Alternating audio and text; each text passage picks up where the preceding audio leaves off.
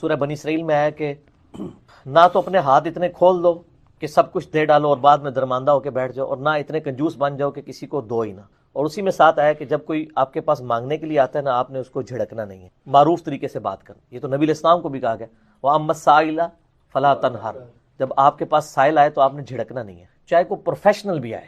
ہمارے پاس کوئی چیک نہیں ہے، آپ کتنے بھی کانفیڈنٹ ہوں، آپ صرف اپنے بھائی یا اپنے بہن جس کے گھر کے تک آنا جانا ہو اس کے بارے میں ڈیسائیڈ کر سکتے ہیں، کسی دوسرے کے بارے میں آپ کی اسیسمنٹ ہو سکتی ہے، کنفرم تو نہیں کر سکتے۔ تو اگر پروفیشنل بھی ہو تب بھی آپ اس کو نہیں دینا چاہتے، نہ دیں، جھڑکنا نہیں ہے۔ اور اس کا فیصلہ آپ کیسے کریں گے؟ اب جیسے ایک نابینا ہے، وہ تو پروفیشنل ہی ہوگا نا، اس کو تو اللہ نے یعنی ایک اتنی بڑی نعمت سے محروم کیا ہے کہ وہ نہیں کر سکتا، تو وہ نابینا اگر پروفیشنل بھکاری بھی ہے تو چل سکتا ہے، کیونکہ یا اس طریقے سے کوئی ہاتھ پاؤں سے معذور ہے تو پروفیشنل بھی ہے۔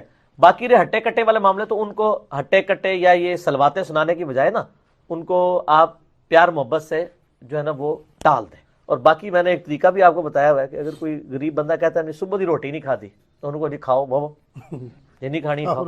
یہ عثمان بھائی کرتے ہیں نا، کتنے بندے کھاتے ہیں روٹی، سارے ہی نس جاتے ہیں روٹی سے سن کے، تو پتہ چل جاتا ہے۔ تو آپ کوئی چیز ان کو دینے کی بجائے نا، کھانے والی جو چیز وہ ڈیمانڈ کر رہے ہیں وہ کر دیں۔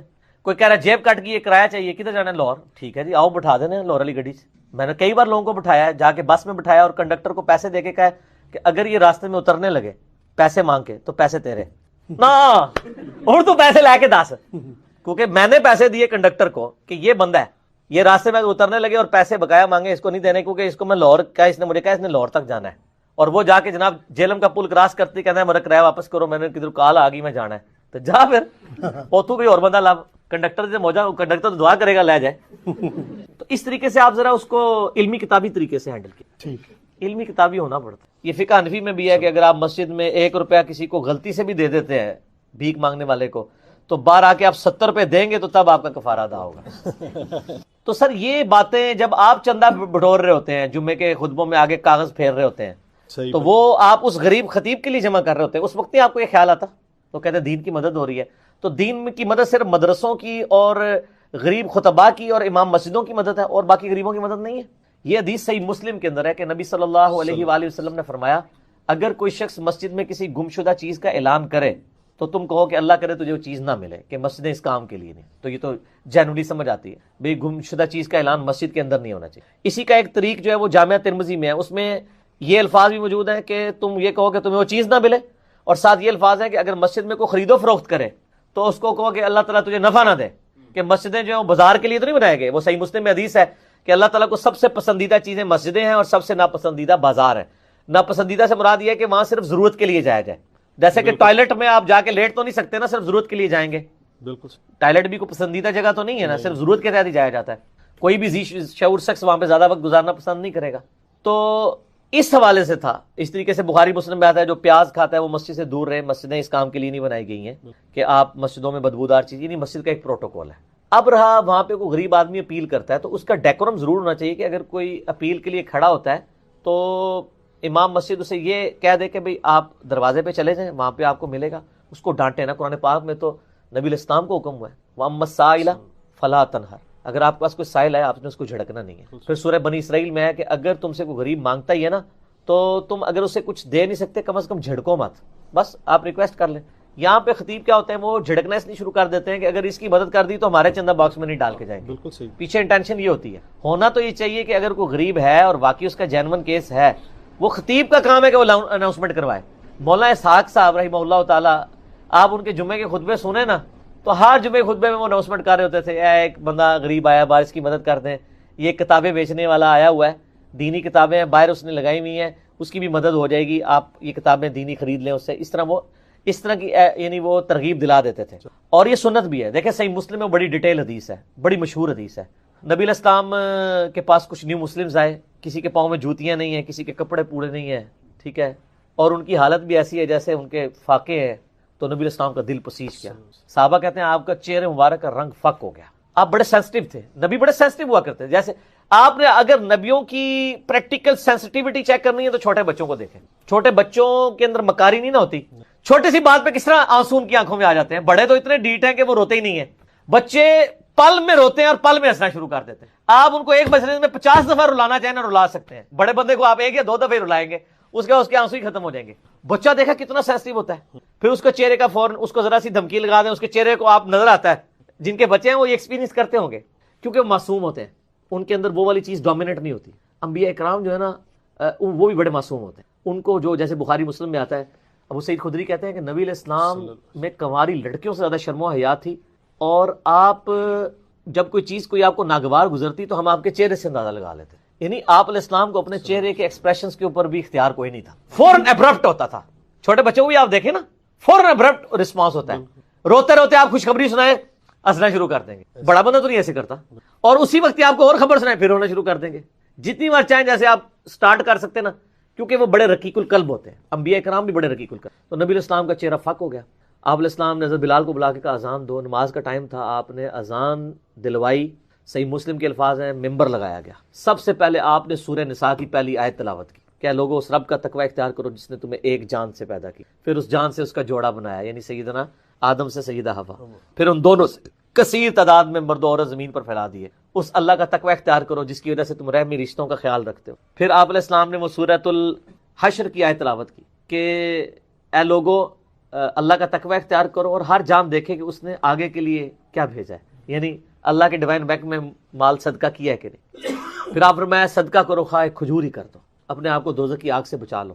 تو اب یہ ترغیب دلائی تو لوگ اپنے اپنے گھروں کو گئے, کوئی کھجوریں لے کے آ رہا ہے, جس کے بعد جو چیز تھی جو لے کے آ رہا ہے. ایک انصاری اٹھا, وہ گھر گیا, اس نے ایک بڑا سا بورا لیا, اس کے اندر اس نے اپنے گھر کا اچھا خاصا سامان ڈال کے. سر یہ نہ سمجھیے گا کہ ان کے پاس وہی بورے ہی ہوا کرتے تھے, سر بڑی سبسسٹنس لیول پہ لائف گزر رہی تھی. آپ یہ جو حضرت یوسف علیہ السلام پہ فلم بنائی ہے ایران والوں نے, اس کو آپ دیکھ کے ایک چیز کا آپ کو اندازہ ہوتا ہے کہ اگلے زمانے کتنے اچھے تھے, کہ صرف 2 وقت کا دانے پورا ہونا یہ ان کی بیسک ریکوائرمنٹ ہوتی تھی, اور میٹھا پانی. گندم اگاتے تھے, چپ کر کے کھاتے تھے. یہ آج کل جو عذاب پڑا ہوا ہے, کراچی والے پنڈی نوکری کرنے آئے ہوئے ہیں, پنڈی والے کراچی گئے ہوئے ہیں نوکری کرنے کے لیے, یہ عذاب نہیں تھے اس وقت. اپنے اپنے علاقوں میں اپنا اگایا, کھایا, اپنا وقت پاس کیا. پھر وہ دن بھی اللہ کے لیے اویلیبل ہوتا تھا. اس لیے وہ شفاق احمد صاحب کہتے تھے دعا کرو یار ایڈا پٹرول ہے دوبارہ زمین میں بڑھ جائے تو دنیا سکون ہو جائے گا. حقیقت بات ہے, پٹرول اگر زمین میں چلا جائے سکون آ جائے گا. یعنی کراچی والے کراچی کی غذا ہی کھایا کریں گے. اب کراچی کی مچھلی یہاں بھی آ رہی ہوتی ہے, ٹھیک ہے نا, تو ادھر والے اپنی ادھر کی جو مرغیاں وہ کھایا کریں گے, اپنے اپنے علاقے کی غذا کھائیں. تو وہ پورا بورا جناب بھر کے, صحیح مسلم کے الفاظ ہیں, وہ صحابی لے کے آئے. اور صحابہ کرام کہتے ہیں وہ اتنا وزنی تھا کہ وہ بڑی مشکل سے ہی اٹھا رہا تھا, گھسیٹتا لڑکھڑاتا ہوا, مسجد کے سین میں لا کے اس نے رکھا. جب وہ بورا دیکھا نا تو باقی صحابہ کرام کو بھی ترغیب ہوئی, لوگ پھر اپنے گھروں میں گئے, زیادہ سامان لا کے رکھا. تو نبی علیہ السلام نے اس صحابی کے لیے فرمایا کہ جس نے اسلام میں اچھا طریقہ جاری کی, جتنے لوگ اس پہ عمل کریں گے اس کا ثواب اسے ملے گا, اور جو عمل کر رہے ہوں گے ان کے ثواب میں بھی کمی نہیں آئے گی. اور جس نے اسلام میں برا طریقہ جاری کیا, جتنے لوگ اس پہ عمل کریں گے اس کی برائی کا وبال اس پہ ہوگا, اور ان کے وبال میں بھی کمی نہیں ہوگی. یہ جو ہمارے بریلوی بھائی وہ اچھی بدعت اور بری بدعت میں, اس میں الفاظ ہے سنتن حسنتن اور سنتن سیئتن. اچھا طریقہ, جیسے میں کہتا ہوں یہ بخاری مسلم لکھنا اسلام میں اچھا طریقہ ہے, حدیثوں کے سافٹ ویئرز بنانا اچھا طریقہ ہے.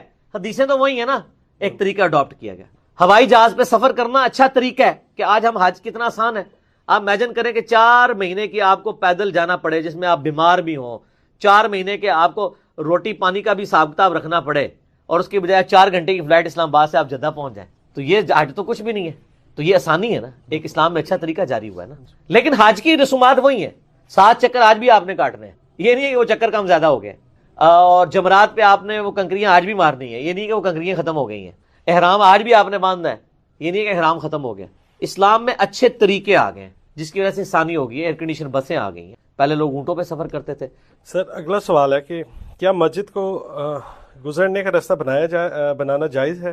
بعض اوقات شارٹ کٹ کے طور پر ایسا کرنا پڑتا ہے. پلیز اس مسئلے کا مسجد کو گزرگاہ بنانا ویسے تو مطلب معیوب ہی ہے, اس لیے کہ مسجدیں اس کام کے لیے بنی نہیں ہوئی ہیں. ویسے جو یہ مسجدوں کو گزرگاہ کی بات کر رہے ہوتے ہیں وہ اس طرح نہیں ہوتی ہے کہ جس کے اوپر کوئی فتویٰ لگے. وہ یہ ہوتا ہے کہ مسجد کا احاطہ ہوتا ہے, اس کا گراؤنڈ ہوتا ہے, ایک طرف سے انٹر ہو کے دوسری طرف سے نکلے. وہ مسجد نہیں ہے, وہ فنائے مسجد کہلاتی ہے. فنائے مسجد وہ چیز ہے جو مسجد کے ساتھ ایڈجسٹنٹ ہے, جیسے ٹائلٹس ہیں, وضو خانہ ہے, پارکنگ ایریا ہے, وہ مسجد کے زمرے میں نہیں آتی ہے. ادھر سے اگر کوئی گزرتا ہے اس کو گزرگاہ بھی بناتا ہے, کوئی مسئلہ نہیں ہے. مسجد ایگزیکٹ وہ جگہ ہے جدھر آپ جوتیاں اتارنے کے بعد آج کل کے دور میں جہاں نماز پڑھ رہے ہوتے ہیں. ایک تو ہے نا کبھی صفیں بڑھ گئی تو باہر بھی صفیں بچھا لی, اس حساب سے تو پوری زمین ہی مسجد ہے.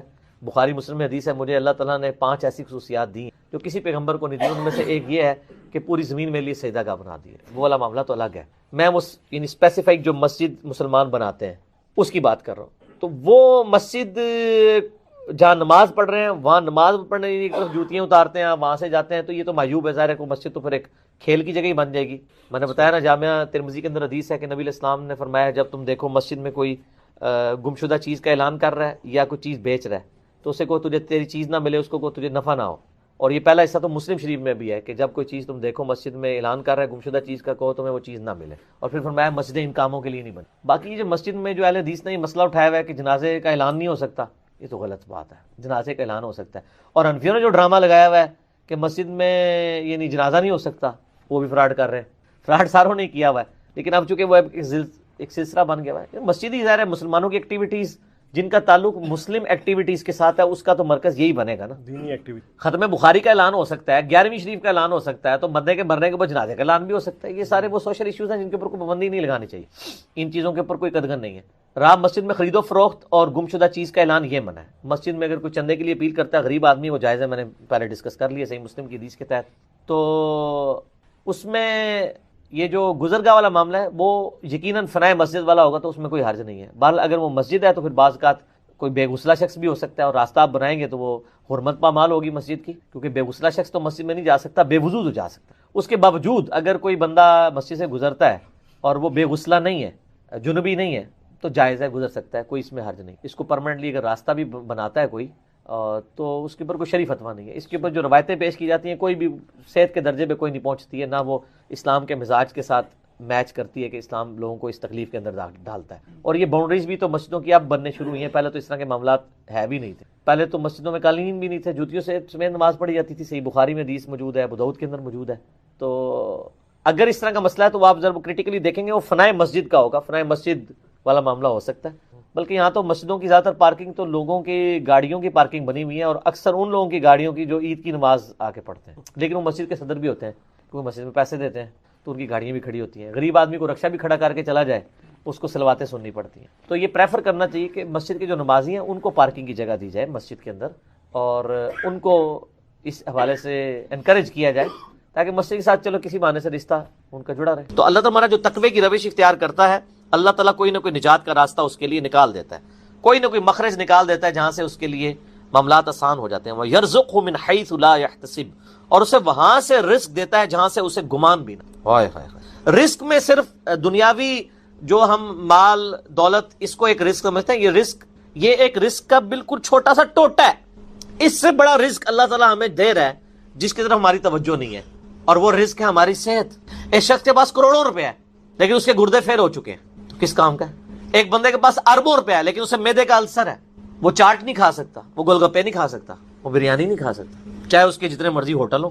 تو دنیاوی بال و دولت کا آ جانا صرف یہ رزق میں سے, میں نے کہا یہ بالکل چھوٹا سا جز ہے, اس کو انسان یوٹیلائز کرے, یہ بہت بڑی بات ہے. دنیاوی صحت جو اللہ نے انسان کو زندگی میں دی ہے, لوگ کہتے ہیں اللہ نے مجھے کیا دیا ہے. جو شخص یہ بات کرے نا اسے کہو جی 1 کروڑ روپے لے دو, اپنی ایک آنکھ نکال کے مجھے دے دو, کوئی دے گا؟ اپنا ایک بازو توڑ کے دے دو. تو آپ ذرا 1-1 کروڑ ساروں کے اوپر لگانا شروع کریں, اربوں کے تو آپ خود ہیں. اور یہ تو میں صرف سمجھانے کے لیے کہہ رہا ہوں, یہ تو آپ گن بھی نہیں سکتے. قرآن پاک میں اللہ تعالیٰ نے فرمایا نا کہ اللہ کی نعمتیں اتنی زیادہ ہیں کہ تم انہیں شمار کرنا چاہو تو شمار بھی نہیں کر سکو. تو وہاں سے اللہ تمہیں رزق دے گا, تمہیں گمان بھی نہیں ہو. اب رزق کے لیے ضروری نہیں ہے کہ آپ کے پاس مال و دولت اور آپ کے ایسٹس بڑھ جائیں. یہ بھی اللہ تعالیٰ کا بہت بڑا رزق ہے کہ آپ کے پاس جو تھوڑے بہت ایسٹس ہیں وہ سلامت ہیں. کسی ایک میڈیکل کیس کسی گھر کے اندر 1 کروڑ پڑتی بندے کو بھی لا کے 0 پہ کھڑا کر سکتے. آپ کی زندگی میں کئی ایسے کیسز ہوئے ہوں گے, جدادیں تک بک جاتی ہیں. اور مجھے واصف علی واصف صاحب کی بات یاد آ گئی. وہ کہتے ہیں میں وہ مسجد میں بیٹھا ہوا تھا تو ایک بندے کو میں نے دیکھا کہ وہ دعا مانگ رہا ہے کہ یا اللہ 25 سال پہلے جو میں نے دعا تجھ سے کی تھی وہ واپس لے لے, بس یہ دعا کر رہا ہے. کہتے ہیں وہ فارغ ہوا تو میں نے اس سے پوچھا کیا ہوا. اس نے کہا جی 25 سال پہلے میں نے اللہ سے رو رو کے ایک بیٹا مانگا تھا, میری بیٹی ہی تھی صرف, اور وہ بیٹا میرے گاٹے فٹ ہو گیا, یعنی وہ نشے میں مبتلا ہو گیا, سارا گھر کا مال اس نے بیچ دیا, مجھے کنگال کر دیا. تو میں اللہ سے کہہ رہا ہوں یا اللہ یہ اولاد واپس ہی لے لے. تو یہ بھی تو ہو سکتا ہے نا. سورہ توبہ میں آتا ہے, اللہ تعالیٰ آتا ہے اپنے جو فاسق و فاجر لوگوں کے بارے میں کہ اللہ تعالیٰ چاہتا ہے کہ ان کی اولاد کو ہی ان کے لیے عذاب بنا دے, اولاد بھی عذاب بن سکے. اس لیے میں دعا کیا سکھائی گئی ہے, ربنا ہب لنا من ازواجنا وذریاتنا قرۃ اعین وجعلنا للمتقین اماما. اے اللہ ہماری بیویوں اور ہماری اولاد میں آنکھوں کی ٹھنڈک بنا اور ہمیں پرہیزگاروں کا امام بنا، ہماری آنے والی نسلیں پرہیزگار ہوں، ورنہ یہ تو مصیبت بھی گلے پڑ سکتی ہے۔ تو ایک میڈیکل کیس آپ کو کہاں سے کہاں لے کے جا سکتا ہے، ایک بچے کا نافرمان ہونا آپ کو کہاں سے کہاں لے کے جا سکتا ہے، اور اس سے بڑی ناکامی تو آخرت کی ناکامی ہے۔ ایسا بچہ بھی ہو سکتا ہے کہ جو آپ کی دنیا تو برباد نہ کرے لیکن آخرت برباد کر دے، اس کی وجہ سے آپ گناہوں میں مبتلا ہو جائے۔ تو یہ بھی رزق کی ایک فارم ہے۔ رزق صرف یہ نہیں ہے کہ آپ کے لیے مال پانی کھل جائے، بلکہ مال سبسسٹنس لیول پہ بھی موجود ہے، لیکن آپ کو کوئی ایسی تکلیف نہیں آ رہی کہ جس کی وجہ سے آپ کا مال نہیں نکل رہا۔ ورنہ ایک بندہ 10 لاکھ روپے مہینے کا کماتا ہے اور 9 لاکھ روپے اس کا نکل جاتا ہے، کیا فرق پڑا اس کو؟ اس نے کون سا ایسٹ بنا لی ہے؟ اور جو اذیت گزار رہا ہے ولاده سے، اس کو تو کوئی سوچ بھی نہیں سکتا، ذہنی ٹینشن ہے۔ صحیح بخاری مسلم میں حدیث ہے، نبی علیہ السلام فرمایا ہمیشہ اپنے سے نچلے لوگوں کو دیکھو تو تمہیں یوں اللہ تعالیٰ کی نعمتوں پر صبر نصیب ہوگا اور قناعت نصیب ہو جائے، اوپر نہ دیکھو۔ اور پھر بخاری مسلم میں یہ حدیث ہے کہ ابن آدم کے پاس اگر سونے کی 2 وادیاں ہوں تو وہ خواہش کرے گا تیسری وادی بھی مجھے مل جائے، اس کا پیٹ صرف قبر کی مٹی بھرے، والعیاذ باللہ تعالی۔ بخاری مسلم دونوں میں حدیث ہے کہ انسان کہتا ہے میرا مال میرا مال میرا مال، نبی علیہ السلام فرمایا تیرا مال تو وہ ہے جو تو نے کھا پی لیا یا پہن کر بوسیدہ کر دیا یا اللہ کی راہ میں خرچ کر کے آخرت کے لیے محفوظ کر لیا، باقی جتنا مال ہے وہ تو تیرے ورثہ کا مال ہے، تو کہتا ہے میرا مال ہے۔ پھر بخاری مسلم دونوں میں حدیث ہے کہ نبی علیہ السلام نے فرمایا کہ انسان کے 3 دوست ہیں، ایک دوست ہی اس کی قبر تک ساتھ جاتا ہے، وہ اس کے اعمال ہیں، باقی جو 2 دوست ہیں وہ باہر ہی رہ جاتے ہیں، اس کے رشتہ دار اور مال۔ اب مال ساتھ جاتے ہیں، مال بھی آپ ساتھ لے کے جا سکتے ہیں، لیکن وہ مال جو آپ نے پہلے اپنی زندگی میں اپنی مرضی سے اللہ کی راہ میں خرچ کر دیا وہ اللہ کے ڈیوائن بینک میں جمع ہے، وہ قرآن پاک میں سورۃ البقرہ میں آیا 700 گنا تک کے اللہ تعالیٰ کر کے لوٹائے گا، بلکہ یہاں تک فرمایا کہ یہ اللہ تعالیٰ کو تم قرض دے رہے ہو اور اللہ تعالیٰ اس قرض کو لوٹائے گا۔ دیکھیں کتنا قدردان ہے کہ دیتا اللہ ہے، اور جب اسی کے دیے ہوئے میں سے آپ اسی کی راہ میں خرچ کرتے ہیں تو وہ کہتا ہے کہ یہ تم نے مجھے قرض دیا ہے، اللہ کہتا ہے میں تمہارا مقروض ہوں، تمہیں لوٹاؤں گا۔ یہ ہے اللہ تعالیٰ کی قدردانی۔ جامعہ ترمذی میں حدیث ہے، مسند امام احمد میں موجود ہے کہ نبی علیہ السلام فرمایا کہ جب بھی کوئی شخص دعا کرتا ہے وہ خالی نہیں جاتی، یا تو اس دعا کے عوض جو تم نے مانگا وہ اللہ تمہیں عطا کر دیتا ہے، یا اس سے بہتر یعنی اس کی برکت سے اللہ تعالیٰ بہتر نعم البدل دیتا ہے، تمہاری کوئی تکلیف ٹال دیتا ہے، یا پھر اس دعا کو سنبھال کے رکھتا ہے قیامت کے دن کے لیے، اور اس دعا کے ایکویلنٹ تمہیں اجر عطا فرما دے گا۔ تو دعا تو بہت ضروری ہے، اللہ کی طرف رجوع لانا ہے۔ ٹاپک اور طرف چلا جائے گا، فی الوقت اس کی طرف آپ کنسنٹریٹ کریں کہ اللہ تعالیٰ مارا ہے کہ تمہیں وہاں سے رزق ملے گا، تمہیں گمان بھی نہیں ہوگا۔ وَمَن يَتَوَكَّلْ عَلَى اللَّهِ، اور جو کوئی اللہ پر توکل کرے فَهُوَ حَسْبُهُ، تو اللہ اس کے لیے کافی ہے۔ ان اللہ بالغ امری، اللہ تعالیٰ تو اپنا کام پورا کر کے رہتا ہے، لیکن قد جعل اللہ لكل شيء قدرا، اللہ نے ہر معاملے کے لیے ایک اندازہ مقرر کر رکھا ہے۔ اسی کو ہم وہ کہتے ہیں نا کہ اللہ کے ہاں دیر ہے اندھیر نہیں ہے، لیکن یہ دیر بھی ہم صرف سمجھانے کے لیے کہتے ہیں، وہ دیر نہیں ہے، وہ اللہ کا رول یہی ہے کہ اللہ تعالیٰ نے کسی معاملے کو کس لیول کے اوپر جا کے ایڈریس کرنا ہے۔ 23 سال تک مشرکین عرب کو دیکھیں نا مہلت ملی ہے، کتنے لوگوں نے کہا کہ دیکھو کان پک گئے ہیں ہمیں سنتے ہوئے، نبی علیہ السلام ہمیں دھمکیاں لگاتے ہیں کہ قوم عاد قوم سمود کی طرح تم بھی برباد کر دیے جاؤ گے، جب وقت کے پیغمبر کا انکار کرو گے تو عذاب تو کوئی نہیں آ رہا۔ اور قرآن پاک میں پھر نبی علیہ السلام کے بارے میں بھی آتا ہے کہ آپ علیہ السلام نے بھی تھوڑی سی بے صبری کا مظاہرہ کیا، سورۃ الانعام کے سٹارٹ میں آپ پڑھ کے دیکھ لیں تو اللہ تعالیٰ نے پھر جلال فرمایا کہ اے نبی تم چاہو تو جاؤ زمین میں کوئی سرنگ تلاش کر لو یا آسمان میں کوئی سیڑھی لگا کے ان کی مرضی کا معجزہ انہیں لا کے دکھا دو، ہم اپنے فیصلوں میں یعنی کسی کے پابند نہیں ہیں۔ پھر سورہ آل عمران میں آتا ہے جب غزوہ احد کے موقع پہ نبی علیہ السلام کی زبان سے بددعا نکل گئی خالد ابن ولید کے لیے کہ اللہ تعالیٰ ایسی قوم کو کیسے ہدایت دے گا جنہوں نے اپنے نبی کا چہرہ خون سے رنگ دیا۔ یہ صحیح مسلم میں الفاظ ہیں، قرآن پاک میں اشارتاً اس کا ذکر ہے سورہ آل عمران میں۔ اللہ تعالیٰ نے فرمایا کہ نبی آپ کو کوئی اختیار نہیں ہے، اللہ تعالیٰ چاہے تو ان کو ہدایت بھی دے سکتا۔ ہائے ہائے ہائے، یہ اللہ کے فیصلے ہیں، یہ کسی انسان کا کوئی فیصلہ نہیں۔ تو اب ان آیات کی روشنی میں بزرگ تو کسی کھاتے میں نہیں بنتے، لوگ بزرگوں کو لے کے بیٹھ رہے ہوتے ہیں، یہ بزرگ دعا کریں گے، بزرگ کر دیں گے، بزرگوں نے کیا کرنا ہے؟ یا تو نبی علیہ السلام کے بارے میں فرمایا جا رہا ہے کہ آپ کو کوئی اختیار نہیں ہے، اللہ تعالیٰ چاہے تو بخش دے، اللہ تعالیٰ چاہے گرفت فرمائے، اللہ تعالیٰ چاہے ڈھیل دے۔ اللہ نے ہر کام کے لیے ایک اندازہ مقرر کیا ہوا ہے، وہ اسی موقع کے اوپر اللہ تعالیٰ اس چیز کو اسٹیبلش کرے۔ وہ اللہ کے ڈیوائن علم میں ہے کہ کب اللہ تعالیٰ نے اسلام کا غلبہ کروانا ہے۔ جب نہیں کروایا تو 13 سال میں 125 بندے ہی مسلمان ہوئے ہیں، اور اگلے 13 سال کے اندر دونوں سپر پاورز بھی الٹ دی گئی ہیں، دونوں طرف ٹائم پیریڈ تو ایک ہی ہے۔ تو یہ اللہ تعالیٰ فیصلے فرماتا ہے۔ عمر اور رزق میں برکت کے لیے کوئی وظیفہ بتا دیں۔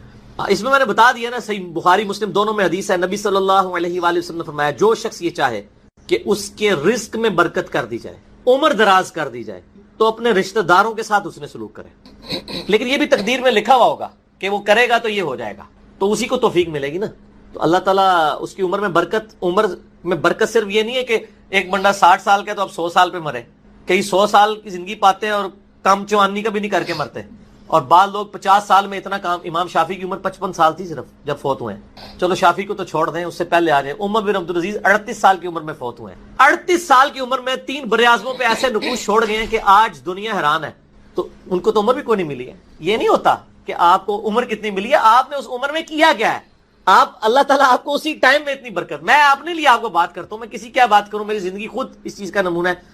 آج جب لوگ یہ نہیں کہتے ہیں یار اس نے اتنے ویڈیوز چڑھا دی ہیں, کتنے بیٹھ کے ریکارڈ کرانا رہنا, حالانکہ ہفتے میں ایک ریکارڈ ہوتی ہے, صرف روزانہ ہوتی بھی نہیں ہے. لیکن کنسسٹینسی کے ساتھ, اللہ کی مدد کے ساتھ آپ اگر یہ کام لے کے چلتے رہیں تو slow and steady wins the race. تو آج چیزیں آپ دیکھ لیں, ہزاروں کی تعداد میں آپ کے سامنے.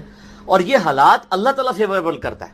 میں یقین کریں, میں اپنے بھائیوں کو کہتا ہوں, میں جب بھی ابھی آج کا درس میں نے کرنا تھا نا, وہ ہندو کا جواب دینا تھا, تو میں نے پورے ہفتے سے دعائیں شروع کی ہوئی تھیں. اللہ زندگی دے دیں, حالات فیوریبل ہو جائیں, ٹرانسفارمر بھی نہ اڑے, ہمارا جنریٹر بھی چلتا رہے, سارے معاملات چلتے رہیں, اور فرحان بھائی بھی ٹائم پہ آ جائیں, ٹھیک ہو گیا جی, کالر مائک بھی چل جائے, کیمرے کی بھی بیٹری چارج ہو, ساری چیزیں. یہ میں جو چیزیں میرے اختیاروں میں کر کے, یا اللہ تو نے کروانی ریکارڈنگ, میں تو کچھ بھی نہیں ہوں, ٹھیک ہے. اپنے پورے ریسورسز مینج کر کے بھی اللہ پہ نظر ہوتی ہے. حالانکہ میرے دوستوں کو پتا ہے میں کتنا وہمی ہوں. میرے آفس میں بھی نا, جب سب سے مشکل کوئی ٹاسک میرے والے کیا جاتا ہے اور وہ ہمارے باس کہتے ہیں یار اس کو دے کے تو بھول جاؤ, پھر وہ کام کر کے آپ کو بتائے گا. تو کیوں میں وہم ہوں, جس کام میں ہاتھ ڈالتا ہوں نا, میں دنیاوی اعتبار سے ہر چیز اس کے حوالے سے مینج کرتا ہوں, لیکن ساتھ مسبب الاسباب پہ نظر ہوتی ہے کہ یا اللہ یہ جو کچھ میں کر رہا ہوں نا, یہ تو میں اسباب کر رہا ہوں نا, میرے ساتھ کوئی بھی پرابلم ہو سکتا ہے, کسی کے ساتھ کوئی این ٹائم, یعنی اس کے اوپر فیملی کے اوپر کوئی ایسا ایشو آ سکتا ہے کہ درس کینسل کرنا پڑ جائے, ہو سکتا ہے نا. جس طرح ایک بار یعنی اچانک جو ہے وہ یعنی ہمارا درس کینسل ہو گیا تھا, عثمان بھائی کی والدہ فوت ہو گئی تھی, ہمیں اپنا درس کینسل کرنا پڑا, ایگزیکٹ اسی دن ہی ہو گیا اس طرح. تو وہ حالانکہ میرا درس پورا تیار, مسئلہ 41 اس دن ریکارڈ ہونا تھا, کئی سال پہلے کی بات. کس سال کی بات ہے یہ؟ 5 سال پہلے کی بات ہے. تو اپنا ہر چیز مینج کی تھی, لیکن اینڈ ٹائم پہ کوئی مسئلہ کھڑا ہو گیا. میرے اپنے بھی کئی کلوز ریلیٹو فوت ہوئے ہیں, لیکن اللہ کا شکر ہے اتوار مطلب وہ درس سے 1-2 دن آگے پیچھے ہی ہوئے ہیں, تو اللہ تعالیٰ نے یعنی معاملات کو سیٹل کر دیا. یہ ساری چیزیں سر فیوریبل ہونا. پھر تو یہ وہ سوال کی طرف ہوں کہ رشتہ داروں سے اس نے سلوک کریں, اللہ تعالیٰ رزق میں اضافہ کرے گا, عمر میں اضافہ کر دے گا, یعنی برکت ڈال دے گا, تھوڑی چیز بھی کفایت کر دے گی. ابو داؤد میں ایک حدیث ہے, ایک صحابی کہتے ہیں میری ماں فوت ہوگی, فرمایا اپنی خالہ کے ساتھ اس نے, ٹھیک ہو گیا. تو یہ رزق کے بڑھنے کا ذریعہ. باقی دعا تو ایک ہی ہے, اللہم ربنا آتینا فی الدنیا حسنہ وفی الآخرۃ حسنۃ وقنا عذاب النار. یہ دنیا کے ہر کام کے لیے دعا ہے, رزق کی برکت کے لیے, اولاد کے لیے, اولاد کے اچھے مستقبل کے لیے, لڑائی جھگڑا ختم کرنے, دنیا کی ہر چیز اس میں داخل ہے. کیوں؟ ربنا آتینا فی الدنیا حسنہ, دنیا میں ہر چیز حسنہ عطا کر دے, بہتر, اور آخرت کی ہر چیز داخل ہے. وفی الآخرۃ حسنہ, آخرت میں قبر بھی شامل ہے, میدان حشر بھی, میزان عدل بھی. یہ واقعہ عذاب القبری, واقعہ عذاب الحشر, یہ کہنے کی ضرورت نہیں ہے. بخاری مسلم میں حدیث ہے جو مر گیا اس کی قیامت قائم ہوگی, وہ آخرت میں داخل ہو گیا. اس میں سب کچھ ہے. اس میں ایک صحیح مسلم کی حدیث میں بتا دیتا ہوں, ایک صحابی تھے, بیماری کی وجہ سے اتنے کمزور ہو گئے کہ چڑیا کی طرح ان کا جسم ہو گیا. یہ آپ کو دعا والے چیپٹر میں مشکات میں دوسری جلد میں بھی یہ حدیث مل جائے گی, صحیح مسلم کی. نبی صلی اللہ علیہ وآلہ وسلم عیادت کے لیے آئے, آپ نے حالت دیکھی, آپ نے فرمایا وہ تو اللہ سے کیا مانگتا ہے. آپ کو پتہ چل گیا کہ مسئلہ کوئی گمبھیر ہے. کیا یا رسول اللہ, میں اللہ سے ایک ہی دعا کرتا ہوں کہ یا اللہ جو تو نے مجھے آخرت میں عذاب دینا ہے نا, وہ دنیا میں دے دے. نعوذ باللہ من ذالک, اللہم اجرنا من النار. نبی صلی اللہ علیہ وسلم نے فرمایا او سبحان اللہ, اللہ پاک ہے غلطیوں سے. اس کا مطلب یہ ہوتا ہے یہ انسان ہی غلطیاں کرتا ہے. او تو اللہ سے یہ چیز مانگ رہا ہے, اور تیرے اندر ہمت ہے کہ تو آخرت کیا دنیا کا بھی اللہ کا عذاب برداشت کر سکے. اور تجھے تو چاہیے تھا تو دعا کرتا اللہم ربنا آتینا فی الدنیا حسنہ وفی الآخرۃ حسنۃ وقنا عذاب النار. وہ دنیا اور آخرت میں, یہ فنیٹک وہ صوفیہ والا کنسیپٹ نہیں, ٹھیک ہے. دنیا میں گگڑے بن کے رہو اور اس پیچھے سے جوئیں بھی ڈلی رہے اور کپڑے بھی اتارے رکھو اور پہنچے ہوئے بزرگ, یہ پتہ لگا کتنے پہنچے نے, ٹھیک ہے. تو وہ صحابہ کہتے ہیں جب انہوں نے یہ دعا کی نا تو چند ہی دنوں میں وہ اس طرح صحیح ہو گئے جیسے مردہ زندہ ہو جاتا ہے اس دعا کرنے کی وجہ سے. دنیا کی ہر بھلائی, کیوں بندہ نے پیپروں میں پاس ہونا یہ دعا کرے, لیکن صرف دعا نہیں, کوشش بھی کرے گا, کوشش کے بعد دعا کرے, دونوں چیزیں پیرلل میں. کوئی شخص اپنے اوپر خود تقدیر غالب کروا دے نا, پھر دعا کچھ نہیں کرتی ہے. یعنی ایک بندہ کہے کہ میں بسم اللہ پڑھ کے ساکٹ میں 2 انگلیاں ڈال دوں, نہیں, وہ آپ نے اپنے اوپر تقدیر خود غالب کرا لی ہے. آپ کہ نہیں میں بسم اللہ الذی لا یضر دعا پڑھ لوں اور جا کے میں جناب کوبرا سانپ کے آگے ہاتھ ایسے کر دوں تو سر وڑ لے گا, تو ہم چھڑے گا نہیں, کیونکہ آپ نے خود اپنے اوپر تقدیر غالب کروائی نا. جب آپ اپنے اوپر خود تقدیر غالب کرواتے ہیں, آپ بسم اللہ الذی لا یضر پڑھ کے یہ تو نہیں کہ اسٹیئرنگ سے ہاتھ اٹھا لیں اور آگے بند کر لیں, تو جا کے ٹھوکیں گے سیدھے. جب کوئی شخص خود تقدیر غالب کرواتا ہے پھر دعا کچھ نہیں کرتی اس کو. دعا ہے تدبیر کے ساتھ, کیونکہ اس طرح دنیا کا نظام نہیں چل سکتا تھا نا. تو یہ ان دعاؤں کا یہ ہوگا کہ جو ناگہان, اسی لیے آپ دیکھیں حدیث کے الفاظ کیا ہیں کہ ناگہانی آفت, خود لائی ہوئی آفت نہیں, ناگہانی آفت. آپ جا کے سانپ کے بل میں جا کے ہاتھ کو سیڑ دیں اور آپ کے میں نے پڑھا اعوذ بکلمات اللہ التامات من شر ما خلق, کچھ بھی نہیں ہونا, کیونکہ آپ نے اس دعا کی خود وائلیشن کر دی ہے. ناگہانی آفت ٹلے گی اس سے, ٹھیک ہو گیا. اور جو آپ اپنے اوپر خود طاری کریں گے وہ نہیں ٹلنے کی, وہ اس طریقے سے نہیں ٹلے گی. اس لیے یعنی یہ دعائیں وغیرہ پڑھیں, اس کے بعد تدبیر بھی کیا کریں. ویسے ہم باقی معاملات میں کرتے ہیں, کسی شخص نے صرف دعا پڑھ کے اپنا پیٹ نہیں بھرا, نہ پیاس بجھائی ہے, ہمیشہ کھانا بھی کھاتے ہیں پانی بھی پیتے ہیں, اور ان کو کہتے ہیں اسباب بھی ساتھ رکھنے, ٹھیک ہو گیا. وما من دابۃ فی الارض, اور زمین پہ چلنے پھرنے والی کوئی بھی مخلوق ایسی نہیں ہے, الا علی اللہ رزقھا, مگر یہ کہ اس کا رزق اللہ کے ذمہ کرم کے اوپر ہے. ہمیں تو چند ایک مخلوقات نظر آ رہی ہیں نا جن کا رزق آپ دیکھ رہے ہیں. ابھی اگر آپ کو ویل مچھلی کا رزق بتایا جائے جو پیسیفک میں اور اٹلانٹک میں آج بھی ہزاروں کی تعداد کے اندر ہے, ایک چھوٹی ویل مچھلی بھی ایک وقت کا 500 کلو گوشت کھا جاتی ہے, 500 کلو. اور جو بڑی ویل مچھلی ہیں وہ تو آپ چھوڑ دیں, 30 ہاتھیوں کے برابر بھی ویل مچھلی ہے, اتنی بڑی بڑی ویل مچھلی ہیں, 30 ہاتھی 30 ان کے برابر ایک ویل مچھلی. اس کا رزق بھی اللہ تعالیٰ پورا کر رہا ہے. آپ کو تو بس چڑیاں نظر آ جاتی ہیں زیادہ زیادہ, تو کسی کے دماغ میں آ سکتا ہے کہ یار چڑیوں کا رزق اللہ پورا کر رہا ہے, تو زیادہ زیادہ اتنا ہی دماغ میں رزق آتا ہے. آپ ذرا ان جانوروں کے بارے میں سوچیں, اتنے بڑے بڑے جانور سمندر کے اندر, خشکی میں تو اتنے بڑے جانور ہی نہیں ہیں جتنے پانیوں کے اندر موجود ہیں, اور ان تمام کے رزق کی ذمہ داری اللہ تعالیٰ نے لی ہوئی ہے. لیکن یہ رزق کی ذمہ داری ہے کوشش کے ساتھ جڑی ہوئی ہے. یہ نہ سمجھیں کہ ویل مچھلی کے منہ میں آ کے اللہ تعالیٰ کو چیز ڈال دیتا ہے, نہیں, کوشش کرنی پڑتی ہے, انسان کو بھی کوشش کرنی پڑتی ہے. اللہ نے دنیا کو اسباب کے ساتھ جوڑا ہوا ہے. ہاں, کوشش کرو گے رزق ملے گا. پوٹینشلی رزق اللہ تعالیٰ نے قیامت تک کے لیے اس پلانٹ ارتھ پہ رکھ دی ہے. دیکھیں, آج سے آلموسٹ 200 سال پہلے تک تو کسی کو پتہ ہی نہیں تھا کہ زمین میں انرجی کا اتنا بڑا خزانہ موجود ہے تیل کی شکل میں. 1853 میں وہ پہلا کنواں پنسلوینیا میں امریکن سٹیٹ کے اندر دریافت ہوا تھا, کرنل ایڈون نے کیا تھا. اتنی ماشاءاللہ مٹھی داڑھی تھی, ہے کرسچن تھے ویسے وہ. اور عرب ملکوں میں وہ تو 20ویں صدی کے اندر تیل نکلا ہے, 1960 کے قریب جا کے یہ تیل نکلا ہے عرب ملکوں میں. اب میرا سوال یہ ہے کہ 1300 سال تک سارے بزرگان دین آج عمرے کے لیے جاتے رہے, جو نیچے نگاہ مارتے تھے تو ساتوں زمینیں کراس اور اوپر عرش پہ نگاہ پہنچتی تھی, کسی بزرگ کو تیل نہیں نظر آیا عرب کی سرزمین میں.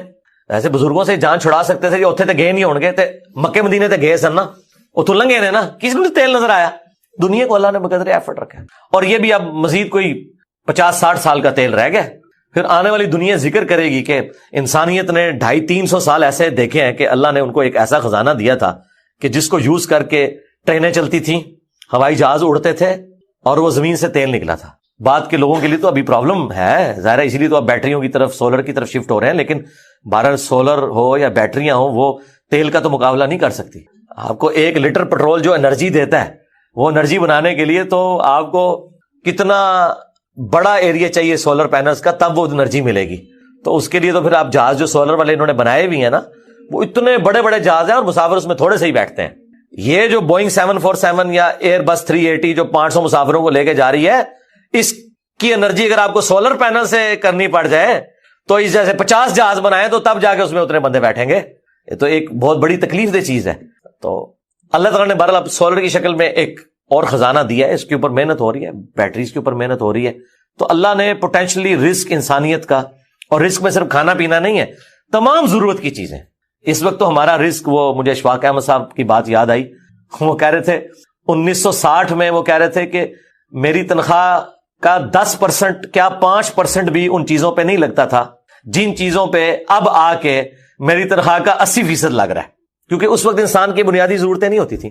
بلکہ آپ لوگوں نے اپنی زندگی میں دیکھ لیا ہے کہ پچھلے 10-12 سال کے اندر آپ کی زندگی میں 2 چیزیں, ایک اسمارٹ فون اور دوسرا انٹرنیٹ, یہ ایسا داخل ہوا ہے کہ آپ گرمی میں پنکھا بند کر کے بیٹھ جاتے ہیں, انٹرنیٹ نہ بند ہو جائے کہیں, اگر UPS بند ہو گیا, کیونکہ وہ تو آپ کی سانس چلا رہا ہے نا. پہلے یہ سانس بند ہوتی تھی پنکھا بند ہونے سے, اب پنکھا بند ہونے سے نہیں ہوتی. آپ نیٹ کا کنیکشن دیں, 2-2 گھنٹے بیٹھ کے لوگ نیٹ کے اوپر اور واٹس ایپ پہ ایک دوسرے کے ساتھ میسجنگ کرتے رہیں گے, پسینے چھوٹ رہے ہیں, ان کو کوئی پرواہ نہیں. پنکھا بند ہے, کوئی پرواہ, نیٹ بند کر دے, پنکھا چلتا رہے, کہیں گے جی زندگی سے موت بہتر ہے. یہ ہو گیا ہوا ہے. تو یہ تو آپ کی زندگی میں ابھی انٹر ہوئی ہے نا چیز. الیکٹریسٹی ایک بنیادی ضرورت بن چکی ہوئی ہے. یہ سارا رزق ہے اللہ کی، نعمتیں ہیں اللہ تعالیٰ کی، اور اللہ تعالیٰ یہ ساری نعمتیں وقت کے ساتھ ساتھ ایکسپلور کروا رہا ہے، پوٹینشلی زمین کے اندر موجود تھیں. تو اللہ تعالیٰ فرماتا ہے تمام چلنے پھرنے والوں کے رزق کی ذمہ داری ہمارے اوپر ہے. وَيَعْلَمُ مُسْتَقَرَّهَا وَمُسْتَوْدَعَهَا، اور اللہ تعالیٰ کو ہر جاندار کے ٹھہرنے کی جگہ بھی معلوم ہے، اور الٹیمیٹری جہاں اس نے سپرد ہونا ہے وہ جگہ بھی معلوم ہے. اللہ اکبر. ٹھہرنے کی جگہ تو آپ کو سمجھ آ رہی ہوگی کہ اللہ تعالیٰ کو یہ پتا ہے کہ کس انسان نے کہاں پہ رکنا ہے، کس شیر نے کس غار میں رہنا ہے، کس مگر مچھ نے کس میٹھے پانی میں گزارا کرنا ہے، کون سی ویل مچھلی کس سمندر میں ہے، اور کہاں کہاں اس نے اپنا وقت گزارنا ہے. اور وہ دیکھ رہے ہوتے تھے، لیکن کوفہ سٹی میں ابھی داخل نہیں ہوتے تھے، تو باہر ہی وہ نماز قصر کر کے پھر ساتھیوں کے ساتھ داخل ہوتے تھے. تو لوگ پوچھتے تھے کہ حضرت اب تو ہم گھر پہنچ گئے. تو وہ کہتے تھے نہیں، اللہ کی فیسلٹی سے فائدہ اٹھاؤ. تو وہ اللہ کے تحفے کو اس حد تک قبول کرتے تھے. امام بخاری نے یہ جو ایک مولا علی کا یعنی قول نقل کر کے، ان کا عمل نقل کر کے، اس معاملے کو ایسا کھول کے بیان کر دیا کہ آپ کو یہ گلہ نہیں کر سکتا کہ آج ٹرین میں سفر ہوتا ہے، آج ایئر کنڈیشن سفر ہے، آج ہوائی جہاز میں، لہٰذا اب آسانی. بھئی جب سب کچھ سامنے نظر آ رہا ہے تب بھی اس کو آسانی کو اویل کرنا ہے. اللہ تعالیٰ خوش ہوتا ہے کہ کوئی آسانی کو اویل کرے. اب آ جائیں ان احادیث کی طرف. صحیح بخاری اور صحیح مسلم دونوں میں حدیث ہے. اما عائشہ سلام اللہ علیہا کہتی ہیں کہ شروع میں نماز ہوتی ہی 2 رکعت تھی. آپ پتہ نا قیام اللیل بھی 2 رکعت 2 رکعت 2 رکعت، جب 5 نمازوں کی ٹائمنگ نہیں تھی. پھر جب مدینہ شریف لوگ ہجرت کر کے آئے تو اللہ تعالیٰ نے نماز کو 4 رکعت کر دیا، لیکن سفر میں 2 ہی باقی رکھی. یعنی ظہر کے 2 فرض ہوتے تھے پہلے، وہ 4 کر دیے، لیکن سفر میں 2 ہی ہیں. اسی طریقے سے عصر کے بھی، عشاء کے بھی، اور فجر کے تو ہی 2 ہیں، وہ 2 ہی رہنے. البتہ مغرب کی ایکسیپشن آ گئی، وہ مسند احمد میں حدیث ہے، سوائے مغرب کے. مغرب چونکہ شروع سے ہی 3 ہے تو وہ 1.5 نہیں ہوتی، وہ 3 ہی رہتی ہے، اور اس پہ اجماع امت ہے. بلکہ یہ 17 رکعتوں کے اوپر تو اجماع ہے. اکثر لوگ کہتے ہیں کہ جی نماز کی رکعتیں حدیث میں بتائیں. سر بخاری مسلم کی درجنوں حدیث ہیں جن میں آپ کو سیدھا سیدھا رزلٹ ملتا ہے کہ رکعتیں کون کون سی ہیں. تو اس کی تو ضرورت ہی نہیں ہے، اجماع امت ہے. جہاں پہ اختلاف ہوگا وہاں ہم بات کریں. المستدرک للحاکم میں حدیث ہے، المعجم الکبیر طبرانی میں، کہ میری امت کبھی گمراہی پر جمع نہیں ہوگی. سنی شیعہ اور ان کے جتنے چھوٹے چھوٹے آگے فرقیاں ہیں سب کا یہی موقف ہے. فجر کے 2 فرض، ظہر کے 4، عصر کے 4، مغرب کے 3، عشاء کے 4، اور سفر میں سارے 2 ہو جائیں گے سوائے مغرب کے، یہ 3. باقی احادیث بے شمار ہیں بخاری مسلم کی، میں ساتھ ساتھ بیان کرتا ہوں، ان میں آپ کو رزلٹ نکلتا چلا جائے گا انشاءاللہ. ایک اور حدیث ہے صحیح مسلم میں، ابن عباس کہتے ہیں کہ اللہ تعالیٰ نے سفر میں 2 رکعتیں کر دی، عام حالت میں 4، اور خوف کی حالت میں، وہ جو سورہ نساء کی آیت نمبر 101 میں آئے گا، وہاں نماز کی 1 رکعت کر دی، اور 2 بھی 1 رہ گئی. 2 بھی پڑھنا ثابت ہے، لیکن 1 بھی صرف پڑھ سکتے ہیں. ظہر کی 1 رکعت، عصر کی 1 رکعت، یہ آسانی بھی ہے جنگ کی حالت میں. وہ انشاءاللہ اگلی دفعہ آیات آئیں گی تو میں انشاءاللہ اس کو کور کروں گا. صحیح بخاری اور مسلم دونوں میں حدیث ہے کہ ابن عمر ایک سفر میں تھے تو انہوں نے اپنے ساتھیوں کو 2 رکعت ظہر کی نماز پڑھائی، پھر اپنے حجرے میں واپس آئے تو انہوں نے دیکھا کہ ابھی بھی لوگ کچھ نماز پڑھ رہے تھے. میرے خیال ہے وہ انفی بریلوی، انفی دیوبندی ہوں گے. تو بخاری مسلم کے الفاظ ہیں، حضرت عبداللہ ابن عمر نے فرمایا کہ یہ کیا پڑھ رہے ہیں؟ ان کا جی یہ سنتیں پڑھ رہے ہیں، وہ نفل نماز جو بعد میں ہم اسے سنت بھی کہہ دیتے ہیں موقع. تو انہوں نے فرمایا کہ اگر میں نے سنتیں ہی پڑھنی ہوتی تو میں ظہر کے 4 فرض نہ پڑھ لیتا. پھر انہوں نے کہا کہ میں نے نبی صلی اللہ علیہ وآلہ وسلم، حضرت ابوبکر، حضرت عمر، حضرت عثمان رضی اللہ عنہم اجمعین، تینوں کے ساتھ پوری زندگی سفر کی ہیں، وہ 2 رکعتوں سے زیادہ نہیں پڑھا کرتے تھے. اندازہ کریں، یعنی یہ اس میں الفاظ ہیں کہ میں نے تینوں کے ساتھ سفر کیے، وہ 2 رکعتوں سے زیادہ نہیں پڑھا کرتے. تو یہ بالکل واضح ہو گیا کہ یہ جو ان لوگوں کا خود ساختہ ایک مسئلہ ہے. پھر صحیح بخاری اور صحیح مسلم میں یہ حدیث ہے کہ ایک سفر کے دوران عبداللہ ابن عمر نے جو ہے وہ جب سفر کرتے ہوئے وہ جماعت کروایا کرتے تھے نا خود، تو 2 رکعت پڑھا کرتے تھے، اور اگر کسی مقیم امام کے پیچھے پڑھتے تھے پھر 4 پڑھتے تھے. یعنی اگر مسافر امامت کروائے گا نا تو اس نے تو 2 ہی پڑھنے ہیں، اس کے پیچھے مسافر ہیں وہ 2 رکعت پڑھیں گے. لیکن اگر مسافر مقیم کے پیچھے پڑھے گا، جس طرح لوگ حج اور عمرے پہ جاتے ہیں اور وہ یہ مسئلہ پوچھ رہے ہوتے ہیں ادھی پڑھنی ہے پوری، وہ پائی امام کعبہ اور مسجد نبی کے امام کے پیچھے پوری پڑھنی ہے، ٹھیک ہے نا، وہ تو ایک افضلیت والی چیز ہے، آپ اس کو یعنی حاصل کریں، تو اس میں یہ آپ نے نہیں کرنا.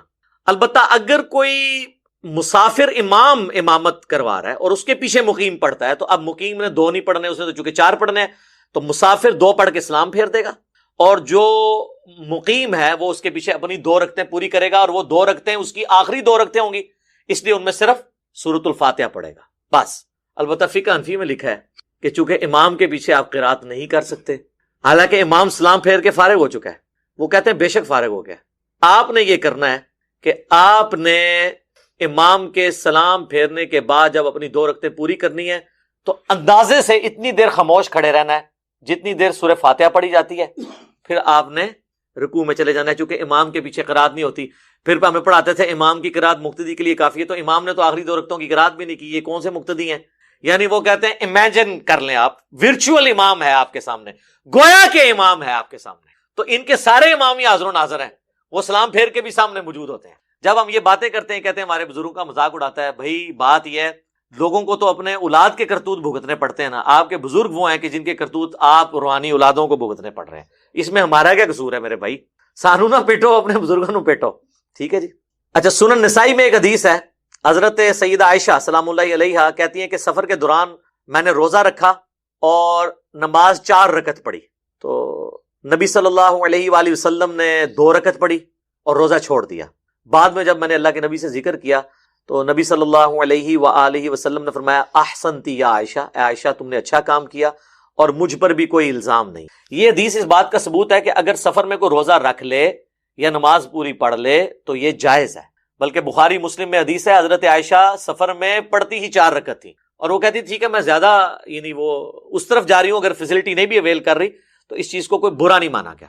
حتیٰ کہ سنن دارقطنی میں یہ حدیث ہے اور مشکات کے اندر بھی موجود ہے کہ نبی صلی اللہ علیہ وآلہ وسلم سفر میں بعض اوقات 2 فرض بھی پڑھ لیتے تھے, بعض اوقات 4 بھی پڑھ لیتے تھے. دونوں طریقے سے ثابت ہے, لیکن عمومی عمل آپ کا 2 فرض ہے جو عبداللہ ابن عمر نے نقل کیا. تو اس سے یہ بھی بات پتہ چلی کہ آپ یعنی مسافر کے لیے جماعت والا بھی کوئی ایشو نہیں ہے, کیونکہ سیدہ عائشہ نے اگر جماعت کے ساتھ اس طریقے سے نماز پڑھی ہوتی تو 2 کے بعد انہوں نے بھی اسلام پھیرا ہوتا. انہوں نے الگ سے اپنے 4 فرض پورے پڑھ لیے اور نبی علیہ السلام نے 2 پڑھے. اس طریقے سے عبداللہ بن عمر کے بارے میں بھی آپ سن چکے ہیں. جماعت ایشو نہیں ہے سفر کے دوران, اگر کوئی جماعت چھوڑنا بھی چاہتا ہے تو چھوڑ سکتا ہے, لیکن افضل یہ ہے کہ جماعت کے ساتھ وہ پڑھے. اور بخاری مسلم میں وہ حدیث جو عبداللہ بن عمر کی ہے اس میں ہے کہ اگر عبداللہ ابن عمر سفر میں اکیلے نماز پڑھتے تو 2 رکعت پڑھتے, تو اس سے ثابت ہوا کہ بغیر جماعت کے بھی وہ نماز 2 رکعت پڑھ لیا کرتے, اور اگر امام کے پیچھے پڑھتے تو پھر وہ 4 رکعت پڑھتے اگر وہ مقیم امام. لہٰذا جو لوگ حج اور عمرے پہ جائیں, اگر ان کی مسجد نبوی یا روضہ شریف پہ مکہ شریف کے اندر جماعت کے ساتھ نماز رہ جائے, جب وہ اکیلے اپنی پڑھیں گے تو 2 پڑھیں گے, اور اب وہ جماعت کروا لیں, وہاں تو جماعت کرنے پہ کوئی پابندی نہیں ہے, آپ جماعتیں کروا سکتے ہیں. تو اگر مسافر کروا رہے ہیں تو 2 پڑھیں, اگر وہاں کا کوئی مقیم کروائے تو پھر اس کے پیچھے آپ 4 پوری کر لیں. بعض اوقات لوگ یہ بھی کرتے ہیں, وہ کہتے ہیں جی اگر امام مقیم ہے تو ہم 2 رکعت پڑھ کے بیٹھ جائیں گے اور ہم اپنا سلام پھیر دیں. اس طرح نہیں آپ کر سکتے, امام سے ہٹ نہیں سکتے. اہل تشیع کے ہاں اس طرح ہو جاتا ہے, وہ کہتے ہیں کہ بھئی آپ 2 کے بعد سلام پھیریں اور اگلی 2 میں آپ عصر کی نیت کر لیں. یہاں پہ بھی ہے اس سے ملتا جلتا فقہ حنبلی میں مسئلہ کہ وہ کہتے ہیں ٹھیک ہے 2 پڑھ کے آپ بیٹھے رہیں اور امام کو 4 پڑھنے کا انتظار کریں, اور جب امام چوتھی کے تشہد میں پہنچے تو آپ سکون کریں, اس کو 2 پڑھنے تھے اپنی فالتو, جو آپ کی نظر میں تو وہ فالتو ہیں کیونکہ وہ تو مقیم ہے, تو چوتھی میں پھر آپ اس کے ساتھ ہی تشہد پڑھ کے تو سلام. پھر اینڈ رزلٹ یہی ہے, صرف 2 رکعتوں کا آپ کو فائدہ ہوا, لیکن سلام امام سے پہلے وہاں بھی نہیں آپ پھیر سکتے. یہ میں نے آپ کو ضمن ایک مسئلہ بھی اس حوالے سے بتا دیا. بخاری مسلم میں ایک اور حدیث ہے کہ نبی علیہ السلام جب سفر میں ہوتے تو سواری سے اتر کر فرض نماز ادا کرتے تھے, اور تہجد اور نوافل اور وطر سواری پر ادا کرتے, اور اس چیز کا بھی اہتمام نہ کرتے کہ سواری قبلہ رخ جاری ہے یا قبلہ رخ سے ہٹ کے, یعنی استقبال قبلہ صرف فرض نماز کی ریکوائرمنٹ ہے, نفلی نمازوں کی نہیں ہے. آپ اس چیز کی پرواہ نہ کرتے, اور اس میں الفاظ ہے سواری میں بیٹھ کے جب آپ نفل یا وطر ادا کرتے تو رکوع اور سجدہ سر کے اشاروں سے کرتے. اور ابو داؤد میں الفاظ ہے کہ نبی علیہ السلام جب سر کے اشارے سے یہ رکوع اور سجدہ کرتے تو سر کے لیے تھوڑا, یعنی رکوع کے لیے تھوڑا سر جھکاتے اور سجدے کے لیے تھوڑا زیادہ. یہ نہیں ہے کہ آپ نے سامنے پھٹے پہ کوئی سجدہ کرتے تھے جس طرح یہ کرسیاں بنی ہوئی ہیں, کرسی پہ بھی اگر کسی نے نماز پڑھنی ہے نا اشارے سے تو وہ رکوع کے لیے اتنا جھکے گا اور سجدے کے لیے اتنا. یہ نہیں ہے وہ ایسے کر کے وہاں میں وہ بنے ہوتے ہیں جناب, وہ اسپائڈر مین بنے ہوتے ہیں یا سپر مین, وہ نہیں, یہ غلط ہے. آپ نے اشارے سے نماز پڑھنی, یہ رکوع ہے یہ سجدہ ہے, بس تھوڑا سا فرق کرنا ہے. یہ اللہ نے آسانی دی ہے. قیام بھی تو نہیں نا اب آپ نے کیا کرسی پہ بیٹھے ہوئے یا سواری پہ بیٹھے ہوئے, تو اب آپ کھڑے ہو جائیں گے اس طرح کر کے, تو یہ بھی تو نہیں کر رہے نا, تو باقی چیزوں کو بھی آپ اس طریقے سے مینج کریں. تو اس سے یہ بات پتہ چلی کہ فرض نماز کے لیے آپ کو سواری سے اترنا ہوگا. ٹرین بھی جب کسی جنکشن پہ کھڑی ہو تو آپ وہاں نماز پڑھیں, اپنی گاڑی ہے تو کسی پیٹرول پمپ پہ روک کے پڑھیں, پبلک ٹرانسپورٹ ہے تو اس کا ٹائم اس طرح مینج کریں کہ آپ کو یہ نہ کرنا پڑے. رہ گیا ہوائی جہاز, تو ہوائی جہاز کا تو مسئلہ اور بحری جہاز کا مسئلہ ڈیفرنٹ ہے, چونکہ اسے روکنا ممکن نہیں ہے. بحری جہاز اگر آپ سمندر میں روک بھی لیں وہ ایک جگہ پہ پھر بھی نہیں رہتا, اور نیچے اتر کے آپ مسلح پانی پہ ڈال کے نماز بھی نہیں پڑھ سکتے, وہ تو بزرگ ہی پڑھ سکتے ہیں, وہ بھی کہانیاں. تو وہ بحری جہاز والوں کے لیے مسئلہ ڈفرنٹ ہے, وہ اس میں صرف استقبال قبلہ کریں گے, نماز پڑھیں, کوئی ایشو نہیں ہے. ٹرین بھی عموماً سیدھی چلتی ہے, اگر نہ رک رہی ہو تو ٹرین میں نماز پڑھ لیں. ویسے تو ہم نے جو نمازیں جمع کرنے کا آپ کو بتایا اس کے تحت تو 6-7 گھنٹے میں تو کوئی نہ کوئی آپ کا اسٹیشن آ ہی جائے گا ایسا. تو نماز آپ ٹرین کے اندر ہی بے شک پڑھ لیں جب رکی ہوئی ہو, یا نیچے اتر کے آپ اسٹیشن پہ پڑھ لیں. ویسے تو ایران کے اندر تو باقاعدہ نماز کی ٹائمنگ میں وہ ٹرینیں رکتی ہیں, اور باقاعدہ عورتوں اور مردوں کی نمازوں کی جگہ الگ بنی ہوئی ہے. آپ دیکھیں کتنی ایک ڈاکومنٹریز اپلوڈ ہوئی ہیں, انسان حیران رہ جاتا ہے. تو کاش ہمارے ملک میں بھی یہ سارا سلسلہ ہوتا تو یہ ثانیہ ہو جاتی. صحیح بخاری اور صحیح مسلم میں ایک اور حدیث ہے کہ نبی علیہ السلام فتح مکہ اور غزوہ تبوک کے موقع پر آپ جب سفر میں تھے, آپ نے ظہر اور عصر کی نماز کو جمع کر کے پڑھا اور مغرب اور عشاء کی نماز کو جمع کر کے پڑھا. تو سفر میں آپ کی روٹین تھی کہ نمازیں جمع کرتے تھے مینج کرنے کے لیے. بلکہ جامعہ ترمذی میں, سنن ابی داؤد میں اور مشکات میں موجود ہے کہ نبی علیہ السلام تینوں طریقے سے نماز کو جمع کرتے تھے. آپ اگر ظہر کا وقت داخل ہونے کے بعد سفر شروع کرتے تو ترمذی کے الفاظ ہیں آپ علیہ السلام ظہر اور عصر کٹھی پڑھتے اور پھر سفر پہ نکل جاتے. اور اگر ظہر کا وقت داخل ہونے سے پہلے آپ سفر شروع کرتے, پھر آپ عصر تک کا انتظار کرتے تاکہ سفر زیادہ طے ہو جائے, اور عصر کے ٹائم میں جا کے ظہر عصر پڑھتے. اسے کہتے ہیں جمع تاخیر. جمع تقدیم یہ ہے کہ ظہر کے ساتھ عصر, جمع تاخیر یہ ہے کہ عصر کے وقت میں پہلے ظہر عصر, اور درمیان میں جمع سوری. وہ تو حنفی بھی مانتے ہیں کہ ظہر آخری وقت میں اور عصر اول وقت میں. تو تین طریقے سے سنت ہے, اور اس میں آسانی ہے. یعنی ظہر کا وقت اگر 12:20 پہ داخل ہو رہا ہے اور مغرب 7:10 پہ, تو 12:20 سے 7:10 تک کسی بھی وقت دونوں نمازیں جمع ہو سکتی. اور مغرب کا وقت داخل ہو رہا ہے 7:10 پہ, اور فجر کا وقت وہاں پہ شروع ہو رہا ہے جا کے صبح تقریباً کوئی 3:45 کے قریب یا 3:30 کے قریب. تو پوری رات میں کسی بھی وقت آپ مغرب اور عشاء جمع کر سکتے. جمع تقدیم, جمع تاخیر, جمع سوری, تینوں طریقے سے سنت ہے. بلکہ صحیح مسلم میں اوپر تلے 10 احادیث ہیں کہ نبی علیہ السلام نے بغیر خوف کے, بغیر بارش کے اور بغیر سفر کے, یعنی مدینہ شریف میں ظہر اور عصر کی نمازیں جمع کی اور مغرب اور عشاء کی نمازوں کو بھی جمع کیا. ابن عباس سے تابعین نے پوچھا کہ اللہ کے نبی علیہ السلام نے یہ عمل کیوں کیا تھا, تو انہوں نے کہا اس لیے تاکہ امت کے لیے اس معاملے میں آسانی ہو جائے اور کوئی حرج یعنی تنگی باقی نہ رہے, جو امت سے چھین لی گئی اور آپ کو تنگی میں ڈال دیا. دیکھیں نا کتنی بڑی مصیبت کھڑی کر دی. یہ امت کو آسانی دی گئی تھی, انہوں نے کہا نہیں ہم ڈیفائن کریں گے جی, ہر نماز کا ٹائم ہے جی. اور اچھا اس حدیث سے یہ بھی پتا چلا کہ خوف, بارش اور سفر کے بغیر بھی جمع کرتے تھے. تو مراد کیا ہوا, سفر میں اور خوف میں اور بارش میں تو ضروری جمع کرتے تھے. بلکہ بخاری مسلم میں آتا ہے کہ بارش میں تو نبی علیہ السلام اذان میں کہتے تھے سلو فی الرحال, کہلوا دیتے تھے گھروں میں ہی نماز پڑھو. ابن عباس کہتے ہیں جمعے کا دن ابن عباس نے بھی یہ اناؤنسمنٹ کرائی اور کہا کہ نبی علیہ السلام بھی یہ نہیں چاہتے تھے کہ تم کیچڑ میں لپٹتے ہوئے مسجد میں پہنچو, تو گھروں میں ہی پڑھ لو. جمعے کی نماز جس کی اتنی تاکید ہے وہ بھی گھر میں ہی پڑھو, اس کی جگہ یعنی ظہر کی نماز پڑھ لو. تو یہ آسانی ہے الحمدللہ. اچھا بخاری و مسلم میں وہ جو حدیث ہے حجۃ الوداع والی, وہ اس چیز کا ثبوت ہے کہ نبی علیہ السلام نے جمعے کے دن حج آیا تھا یوم عرفہ, لیکن آپ نے ظہر کی نماز ادا کی. تو اس سے پتہ چلا کہ مسافر کے اوپر جمعے کی نماز نہیں ہے. پڑھ لے تو جائز ہے, لیکن وہ بھی حج والا جو معاملہ ہے اس میں تو نہیں کرے گا. حج کی تو یہ خصوصیت ہے کہ وہاں تو آپ نے مسجد خیف کے اندر آپ دیکھیں, اور ادھر دوسری وہ جو مسجد نمرہ ہے عرفات کے اندر, اس کے اندر یعنی جمعہ جب آتا ہے چاہے وہ یوم عرفہ کو آئے یا باقی حج کے دنوں میں آئے, تو جمعے کی نماز نہیں ہوتی. 2 ظہر کے فرض ہوتے ہیں اور 2 عصر کے فرض ہوتے ہیں. میں نے تو خود پڑھی ہوئی ہے الحمدللہ دونوں جگہ. تو یہ میں نے یعنی آپ کو اس لیے علم میں اضافے کے طور پہ یہ بات بتا دی. باقی حنفیوں کے نزدیک تو یہ ہے کہ آپ نے چونکہ وہاں پہ اگر 15 دن سے آپ کا کم قیام ہے پھر تو آپ قصر پڑھیں گے, اگر اس سے زیادہ ہے تو آپ پوری پڑھیں گے. اور باقاعدہ انہوں نے تو, ان کے عالم صاحب نے تو مشورہ دیا ہوا ہے کہ چونکہ حنفی زیادہ ہوتے ہیں تو سعودی عرب والوں کو چاہیے کہ وہ جو امام کعبہ انہوں نے وہاں رکھا ہوا ہے نا, وہ تو مقیم ہوتا ہے اور لیکن وہ پڑھا رہا ہوتا ہے سفری نماز. حالانکہ حج کی خصوصیت ہے سفری نماز, یعنی نماز 2 فرض پڑھنا. وہ کہتے ہیں ہمارے نزدیک تو اس کے پیچھے ہماری نماز نہیں ہوگی, کیونکہ اس کی اپنی نہیں ہو رہی. 4 پڑھنے تھے اس نے 2 پڑھ دیے.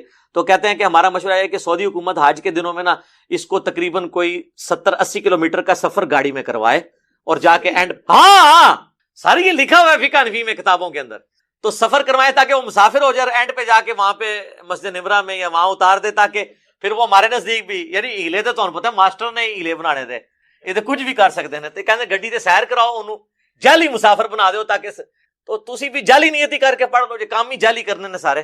تو یہ انہوں نے باقاعدہ مسئلہ جو ہے نا وہ لکھا ہوا ہے اپنی وہ جو حج سے متعلق کتابیں ہیں. اچھا یہاں پہ اب ایک اور چیز جو بڑی امپورٹنٹ ہے کہ کتنے دن کے لیے جائے تو وہ مسافر ہوگا. وہ صحیح بخاری میں ہے کہ 19 دن کا نبی علیہ السلام 19 دن سے کم کا جب قیام کیا کرتے تھے یا 19 دن کے برابر اور اس سے زیادہ نہ ہوتا تو نبی صلی اللہ علیہ وآلہ وسلم نمازوں کو قصر کیا کرتے. حنفیوں کے نزدیک 15 دن ہے. 15 دن والا قول بھی جامعہ ترمذی میں بلا سند ہے، لیکن مصنف ابن ابی شیبہ میں، مصنف عبد الرزاق میں موجود ہے کہ عبداللہ ابن عمر اگر 15 دن کے لیے کہیں جاتے تو وہ اپنے آپ کو مقیم تصور کرتے، 15 دن سے کم کو وہ مسافر سمجھتے. 15 والی بھی بات ہے، 19 دن والی بھی ہے. بہرحال 15 دن بھی بہت ہے. جو لوگ ہر ویکینڈ پہ گھر واپس آتے ہیں، ایون 2 ویکینڈ کے بعد بھی ہیں، تب بھی وہ سب کے نزدیک مسافر ہیں. اور اس میں جو ڈرائیور ہیں جو روزانہ واپس آ جاتے ہیں، دوسرے شہروں میں جاتے ہیں، وہ روزانہ نماز قصر بھی کریں، نماز جمع بھی کریں، آسانی ہے. اس طرح باہر کے ملکوں میں جو سب ویز کے اندر لوگ اتنی ٹریولنگ کر کے جاتے ہیں، وہ نمازوں کو جمع بھی کریں اور قصر پڑھیں. وہ اس کی یعنی کتنا وہ فاصلہ ہونا چاہیے وہ میں اینڈ کے اندر یعنی ڈسکس کرتا ہوں. ابھی تو میں اس کو ڈسکس کروں کتنے دن کے لیے، تو وہ تو 1 دن کے لیے گئے ہوتے ہیں، واپس آ جاتے ہیں. اس طریقے سے ایک بندہ کراچی سے چلا اور اس نے پشاور جانا ہے، راستے میں 10 مہمانوں کے گھر اگر وہ 10 دن بھی رکتا جائے، ہر جگہ ہی وہ قصر نماز پڑھتا چلا جائے گا، کیونکہ الٹیمیٹلی تو اس نے وہاں جانا ہے، تو وہ مسافر ہے. تو ڈرائیور ہو، اسٹوڈنٹ ہو، ہاسٹل میں رہ رہا ہے اور ہر ہفتے یا 2 ہفتے بعد واپس آ جاتا ہے، تو یہ نہیں ہے کہ اب وہ مقیم ہو گیا وہاں پہ. بے شک وہ 5 سال کے لیے گیا ہے، لیکن ہے تو غریب الوطن ہے نا، اس لیے تو گھر واپس آتا ہے. ہاں، جس دفعہ وہ 15 دن یا 19 دن سے زیادہ رکتا ہے اس دفعہ وہ پوری نماز پڑھ لے. عام دنوں میں وہ مسافر بھی ہے، ہاسٹل کے اندر جو اسٹوڈنٹس ہیں وہ قصر نماز ہی پڑھیں گے. یہ ساری وہ چیزیں ہیں جو لوگ پوچھتے ہیں، پریکٹیکلی ہم بھی اس سے گزرے تو وہ ان کے لیے آسانی ہے. باقی اگر کیٹاسٹرافک کنڈیشن ہو تو پھر آپ بے شک 6 مہینے تک پڑھیں. سن کبرا البئی حکیم میں آتا ہے، عبداللہ ابن عمر کہتے ہیں کہ ہم آذربائیجان کی جنگ کے لیے، رشیا کی جنگ کے لیے حضرت عثمان کے دور میں جب گئے تو ہم نے 6 مہینے تک قصر نماز پڑھی ایک جگہ، کیونکہ برف باری شروع ہو گئی تھی. تو آج کل کرتے 6 مہینے گزر گئے. ان کی نیت تو وہاں رکنے کی نہیں تھی نا، آج برف باری رکے تو ہم چل پڑیں گے. تو اس طرح اگر کسی کی پوری زندگی بھی گزر جاتی ہے، اس کی نیت نہیں تھی رکنے کی، بھائی کل صورتحال یا کوئی بندہ یہاں سے گیا ہے کسی مریض کے پاس تیمارداری کے لیے ہاسپٹل کے اندر، اور یہاں سے اس کی نیت تھی کہ 2 دن بعد جان چھوٹ جائے گی، ڈاکٹر کہتے ہیں نہیں جی 2 دن اور لگ جائیں گے. اس طرح 2 دن 1 دن کرتے 1 سال بھی وہ وہاں پہ رہے، وہ حالت خوف میں بھی ہے، حالت سفر میں بھی ہے، وہ قصر نماز پڑھتا رہے تو اس کے اوپر کوئی گرفت نہیں ہے. یہ حدیث ثبوت ہے اس بات کے، الحمدللہ. اب آ جائیں وہ مسافت کتنی ہو، تو صحیح مسلم میں ہے 3 فراسخ یا 3 فرسخ کہہ لیں آپ، جمع فراسخ، جو 9 میل بنتا ہے، عربک 9 میل.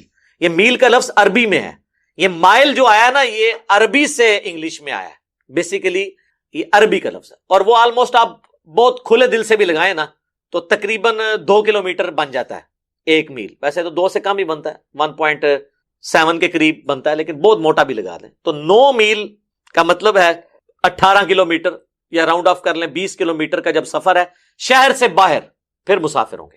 اب کراچی میں تو آپ 40 کلومیٹر بھی سفر کریں شہر کے اندر ہے، مسافر نہیں ہوں گے. شہر سے باہر نکلنا شرط ہے، شہر کے اندر بندہ مسافر نہیں ہوتا، چاہے 2 گھنٹے گھومتا رہے. ٹھیک ہو گیا. صحیح بخاری میں 48 میل کا بھی ذکر موجود ہے جو کیلکولیشن کے بعد آتا ہے، اور وہ عربک میل ہے. وہ تقریباً 72 کلومیٹر کیلکولیٹ کرتے ہیں دیوبندی، اور بریلوی اس کو کیلکولیٹ کرتے ہیں 92 کلومیٹر اگر وہ عربک میل کے اعتبار سے دیکھا جائے. تو اس کے لیے ان کے پاس کوئی دلیل نہیں ہے اس حوالے سے کہ وہ 48 میل کا جو قول ہے. تو ظاہر ہے کہ اگر صحیح مسلم میں آیا کہ 9 میل کے اوپر آپ کر سکتے ہیں تو 48 میل میں بھی کر سکتے ہیں. یعنی جہلم سے اگر کوئی شخص لاہور جا رہا ہے تو مسافر ہے، کراچی جا رہا ہے تو مسافر ہے، تو ملتان بھی مسافر ہی ہوگا کیونکہ کراچی سے تو پہلے ہی آتا ہے نا وہ، اور لاہور کے بعد آتا ہے، تو وہ اس کے اندر ہی شامل ہے. اس میں کوئی ایشو نہیں ہے، لہذا اس کے بارے میں کوئی واضح چیز نہیں ہے. شہر سے باہر نکلیں اور آپ اپنے آپ کو مسافر سمجھ رہے ہیں تو مسافر ہیں. اور اس میں آپ سے یہ بھی نہیں سوال ہوگا کہ آپ ایئر کنڈیشن گاڑی میں سفر کر رہے ہیں یا آپ نے جو ہے وہ ہوائی جہاز میں سفر کیا ہے، آرام دہ ہے. یہ فیسلٹی ہمیشہ کے لیے، ایون روزہ چھوڑنے کی جو فیسلٹی ہے کہ بعد میں آپ اس کی گنتی پوری کر لیں، وہ مسافر کے لیے آج بھی اس طریقے سے ویلڈ ہے. اور اللہ تعالیٰ اس چیز کو پسند کرتا ہے کہ وہ اس فیسلٹی سے کوئی فائدہ اٹھائے، جس کے تحت میں نے وہ حدیث بتا دی صحیح مسلم کی کہ جب حضرت عمر نے سوال کیا تو نبی علیہ السلام فرمایا یہ اللہ کی طرف سے صدقہ ہے، چاہے حالت امن میں بھی ہو تم قصر نماز کرو. اور صحیح بخاری میں جو تعلیقاً امام بخاری مولا علی کا قول لے کے ہیں، اور ساتھ لکھا ہے علی ابن ابی طالب علیہ السلام کا یہ عمل تھا کہ کوفے کے گھر نظر آ رہے ہوتے تھے تو وہ کوفے میں داخل نہیں ہوتے تھے، پہلے نماز قصر کرتے تھے اور اللہ کی فیسلٹی سے فائدہ اٹھاتے تھے. یہ ہمیں اسلام نے درس دیا ہے کہ آپ نے اس فیسلٹی کو اویل کرنا ہے. اسی طریقے سے بعض لوگ یہ بھی پوچھتے ہیں کہ جی یہ بتائیں کہ ہم مسافر تھے، سفر میں ہماری زور و اثر قضا ہو گئی، اب گھر پہنچے ہیں تو ہم قصر والی نماز پڑھیں گے یا پوری؟ بھئی گھر پہنچے ہیں تو اب آپ پوری پڑھیں. ویسے تو حنفی کہتے ہیں کہ قصر چونکہ قضا ہوئی تھی تو قصر پڑھیں، اس لیے کہ انہوں نے پہلا رزلٹ غلط نکالا ہے نا کسر کے واجب ہونے کا. جب گھر آ گیا اب آپ حالت عمل قالوا ان اللہ هو المسیح ابن مریم، بے شک وہ لوگ کھلا کفر کر رہے ہیں کہ جو کہہ رہے ہیں کہ عیسیٰ ابن مریم ہی اللہ ہے. وقال المسیح، جبکہ مسیح تو خود یہ کہا کرتے تھے یا بنی اسرائیل، اے اولاد یعقوب، اعبدوا اللہ ربی وربکم، عبادت کرو اس رب کی کہ جو میرا بھی رب ہے اور تمہارا بھی رب ہے. انہ من یشرک باللہ، یاد رکھنا بے شک جس نے اللہ کے ساتھ شرک کیا، لقد حرم اللہ علیہ الجنہ، اللہ تعالیٰ نے ایسے شخص پہ جنت حرام کر دی ہے. ومأواہ النار، اور اس کا ٹھکانہ ہے جہنم کی آگ. وما للظالمین من انصار، اور ایسے شخص کا قیامت کے دن کوئی مددگار بھی نہیں ہوگا جو اس قسم کا عقیدہ وابستہ کرے گا. اس سے زیادہ تو بہتر انداز میں سمجھایا نہیں جا سکتا تھا. پھر آگے چل کے فرمایا لقد کفر الذین قالوا ان اللہ ثالث ثلاثہ، وہ بھی کافر ہیں جو کہہ رہے ہیں کہ اللہ تین میں سے ایک ہے. یعنی وہ کہتے تھے کہ اس وقت ٹرینٹی یہ تھی کہ تین خدا ہیں، اللہ، سیدہ مریم اور سیدنا عیسیٰ ابن مریم. آج کی جو ٹرینٹی ہے اس میں سیدہ مریم کو تو سائڈ پہ کر کے انہوں نے ہولی گوسٹ کو داخل کر دیا ہے، سیدنا جبرائیل علیہ السلام. بہر ٹرینٹی آج بھی اس طریقے سے موجود ہے. پھر آگے چل کے اللہ تعالیٰ نے فرمایا کہ مل مسیح ابن مریم الا رسول، عیسیٰ ابن مریم تو نہیں تھے مگر ایک رسول. قد خلت من قبلہ الرسل، ان سے پہلے بھی رسول گزر چکے ہیں. وامہ صدیقہ، ان کی ماں ایک سچی عورت تھی. کانا یاکلان الطعام، دونوں کھانا کھایا کرتے تھے، دونوں روٹی کھانے کے محتاج تھے. دیکھو ہم اپنی آیات کس طرح کھول کھول کر بیان کر رہے ہیں، اور پھر ان کی طرف دیکھو کس طرح یہ الٹے پڑے جاتے ہیں. کیا تم ایسی ہستیوں کو اللہ کے سوا پوج رہے ہو کہ جو نہ تمہارے نقصان کے مالک ہیں نہ نفع کے مالک، اور اللہ ہی سننے والا اور علم والا ہے. یعنی اس میں واضح عقیدہ اللہ تعالیٰ نے بتا دیا کہ عیسیٰ ابن مریم اور ان کی ماں من دون اللہ بھی ہیں، اس اعتبار سے کہ اللہ کے مقابلے پہ لوگوں نے ان کو کھڑا کیا. لہٰذا یہ بھی ایک ڈھکوسلا جو تھا بعض فرقوں کا کہ من دون اللہ سے مراد صرف بت ہیں، وہ بھی ختم ہوا. نمبر 2، نہ صرف ان کی پرستش کی نفی کی بلکہ ساتھ یہ کہا کہ یہ تمہارے نفع نقصان کے مالک بھی نہیں ہے. لہٰذا ان لوگوں کا بھی دروازہ بند ہو گیا جو یہ کہتے تھے کہ ہم میں اور کرسچنز میں یہ فرق ہے کہ کرسچن جو ہیں وہ اللہ کے پیغمبر کی عبادت کرتے ہیں، اس کی ماں کو پوجتے ہیں. ہم تو اولیاء اللہ اور انبیاء کی عبادت نہیں کرتے، ہم تو انہیں اللہ کا بندہ مانتے ہیں. تو اس میں میں نے کہا تھا نہ، آگے چل، آگے لکھا ہوا ہے کہ نہ وہ تیرے نفع کے مالک ہیں نہ نقصان کے. اور کتنی آپ سمجھ لیں، وہ ہمارے ڈاکٹر سرار صاحب اس کے لیے ورڈ یوز کرتے تھے ننگی بات، یعنی بالکل کھلی ہوئی بات کہ وہ روٹی کھانے کے محتاج تھے. بھائی اگر عیسیٰ ابن مریم اور ان کی ماں روٹی کھانے کے محتاج ہیں اور وہ کسی کے نفع اور نقصان کے مالک نہیں ہیں تو سرکار بابے دے شاہی کوئی نہیں. بالکل قرآن کی ہر آیت سے یہی رزلٹ نکلتا ہے کہ بابے دے شاہی کوئی نہیں. عیسیٰ کے جیسا ہے ہی کوئی نہیں، تیرے بابے تھے شاہی کوئی نہیں. اگر عیسیٰ ابن مریم کو اللہ تعالیٰ نے سینٹرڈ کیا تو صرف اس لیے کہ آپ کے سامنے یہ مقدمہ بالکل واضح ہو جائے کہ اگر عیسیٰ ابن مریم جو اولو العزم پیغمبروں میں سے ہیں، 5 اولو العزم پیغمبر قرآن میں رپورٹ ہوئے ہیں، سورۃ الاحزاب میں سورہ الشورى کے اندر، محمد رسول اللہ صلی اللہ علیہ وآلہ وسلم، ابراہیم خلیل اللہ، موسیٰ کلیم اللہ، نوح نجی اللہ اور عیسیٰ روح اللہ علیہ السلام اجمعین، ان میں سے ایک ہیں. اگر ان کا یہ سٹیٹس ہے کہ وہ روٹی کھانے کے محتاج ہیں، کسی کے نفع نقصان کے وہ مالک نہیں ہیں، تو سرکار پھر باقیوں کو تو آپ چھوڑ دیں. اور پھر سورۃ المائدہ میں اللہ تعالیٰ نے جتنے سخت الفاظ کے اندر اس ٹاپک کو ایڈریس کیا ہے، لقد کفر الذین قالوا ان اللہ هو المسیح ابن مریم، بے شک وہ لوگ کھلا کفر کر رہے ہیں کہ جو کہہ رہے ہیں کہ اللہ ہی عیسیٰ ابن مریم ہے، نعوذ باللہ. قل فمن یملک من اللہ شیئا، یہ شیئا بابت شاہی کوئی نہیں، یہ عربی سے لفظ آیا ہوا ہے. اے نبی ان سے فرماؤ اللہ کا کوئی کیا بگاڑ لے گا اگر اللہ ارادہ کرے کہ عیسیٰ ابن مریم کو، ان کی ماں کو اور جتنے